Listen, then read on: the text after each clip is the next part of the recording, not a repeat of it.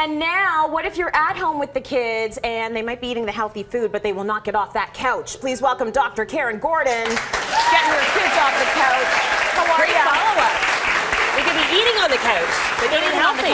That's Those right. are great recipes. Eating Love healthy. that. Isn't it? Oh my goodness, guess what I'm doing when I go home? I'm going to that website. That's exactly what I need. I need easy, because I'm not a great cook. Right. I need easy and healthy. I love that. Thanks, That's Joey. all three of us, basically. I know, we want healthy, but we want easy, and a lot of our viewers on the same page. Yeah, that's great. So, you know, here's the situation with teens. I was talking to the audience. I was asking, do you have teens? Are they lazy? They're like, mm-hmm. A lot of people, you know, the stereotypical teens, sleeping all day, getting up at noon, which I think is fabulous, but apparently that's not what you want in a 17-year-old.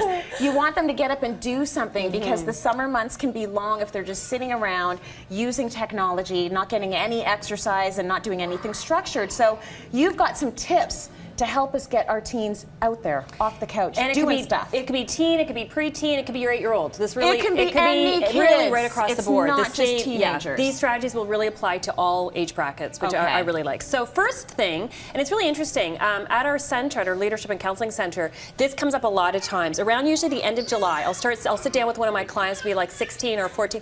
They're like, I'm not feeling so good. I'm kind of feeling a bit sluggish. It's really interesting. When we have actually too much time, sometimes they actually kind of, the whole energy level drops, and then they just don't feel like their summer is much. So this is the tip number one, is really kind of speaking it. Number one, you want to brainstorm. You want to kind of turn this from like, get off the couch, kind of like negative, to turn it into more positive. So the first tip would be brainstorm with your kids around what are the fun things that they would like to do the entire summer. Okay. Just brainstorm it. So when I've done this with kids at our center, they come up with all kinds of things. Going to Canada's Wonderland, going to see grandma for the weekend, going on a train ride, go to the skate park. Like, it's really interesting when you kind of give that idea, you're kind of opening it up. You make this gigantic wish list around what are the fun things you'd actually like to do. And it kind of creates a little bit of a map. And it's actually a great conversation starter with your kids, because then you actually find out what's actually going in their head. Yeah, like what they want to do. What do they want to do? Find fun. Yeah. You might be surprised. You might be surprised. So that's tip number one. So you kind of use that. That's kind of fun. It kind of gets them thinking about it. So that's kind of tip number one. Tip number two is you kind of use that. You kind of launch from that. And they're like, okay, so how could you actually maybe do it? Like, some of the things might be like a weekend, so that's going to be more planning. But some of it might actually be, like, I had one of my clients where they really wanted to learn how to cook. Surprising. Oh, that's 15 years old. Yeah, a guy.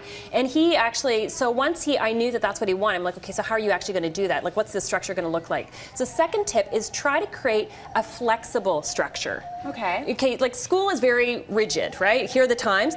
But if you have no structure, it almost kind of goes too far the other way. So I find a flexible structure is a lot better. So whether or not, if they're up, let's say by 10 o'clock or 10:30, and they're doing something, between 10 and 2, but something kind of flexible. So you want to kind of figure out in terms of a structure that they would actually feel comfortable with. And are you planning that structure? You want dialogue. You want a dialogue. Okay. It's going to be different. If you've got kids that are 8, you can actually really sit down and maybe kind of like, not dictate it, but kind of like lay it out. The more you actually get older, you want to make sure that it's very much a collaborative effort. You don't want to be, because otherwise they won't own it. Right. It won't be kind of their plan. So part of that, and this is very important, is around having chores. It's very, very, very, very important on multiple levels that kids are contributing. If they're just kind of sitting there and taking, parents are going to feel very annoyed, very almost resentful.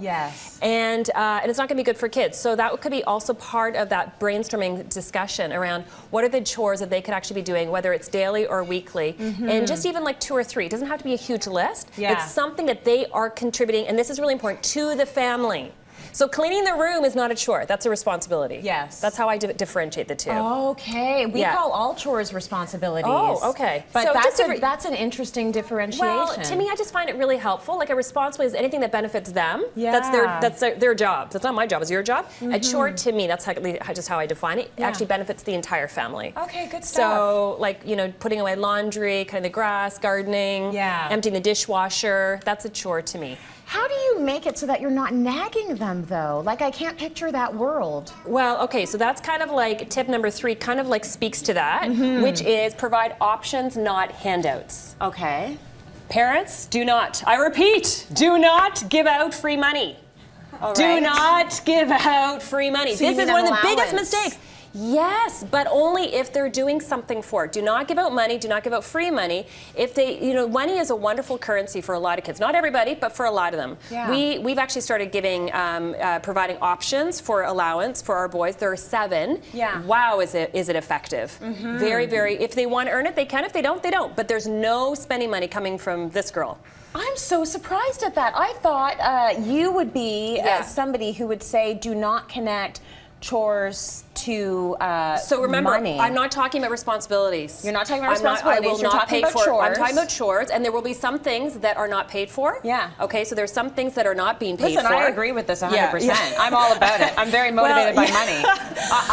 That is the world we live in. I should show you the sheets that I have created for our kids around teaching financial literacy, and they start at 6, and they know exactly how much things cost because any spending money does not come from me. They're earning it. That can be from whether it's candy, they don't really get a lot of that, or that could be like little stuffed animals or anything that they want. Lego, I don't care what it is, but I will provide the opportunities. If they want to earn it, great. If not, then that's their choice. That's so cool. I want to see that chart. We should bring that in. Yes, we should. So I can look at that. That's amazing. Okay, so you've said you've given them these options. They can do it if they want to earn some cash. And if not, then that's their choice. Yes. Then they don't get the money. Yeah. Don't nag, set boundaries. Don't nag, set boundaries. And the simplest way to do it is you set a boundary. So one of the simplest, for example, is like, I'm totally cool with you watching TV or being online, whatever, just after 4 o'clock. Or after these 3 jobs actually have to get done. Oh, I see. Okay, so you just kind of you set up the guidelines saying, I'm totally cool with that, but you just have to get these 3 things done beforehand. I like it. Or you have to have these 4 jobs done before you go out. Right. So it's not a big deal. It's kind of like, here's the boundary. Once you do this, no problem, then you can do this. Our viewers weighed in as well on Facebook and Twitter. And so we were asking them, how do you get your kids to do stuff? One woman said, turn off the internet, unplug the TV. There you go. Tell them to go outside. Yes. Other people said, listen, my parents had me working when I was 13 years old. I have a hard time relating to lazy teens. We have twin 17-year-olds, and both my husband and I work full-time. Assigned chores must be done by 3 p.m. Yes, so exactly. those are those boundaries you're talking about, so you're not always on top of them. Yes. Very good. Let's keep put it a break. simple. Keep it simple. Keep it simple. Karyn, thank you. More coming up.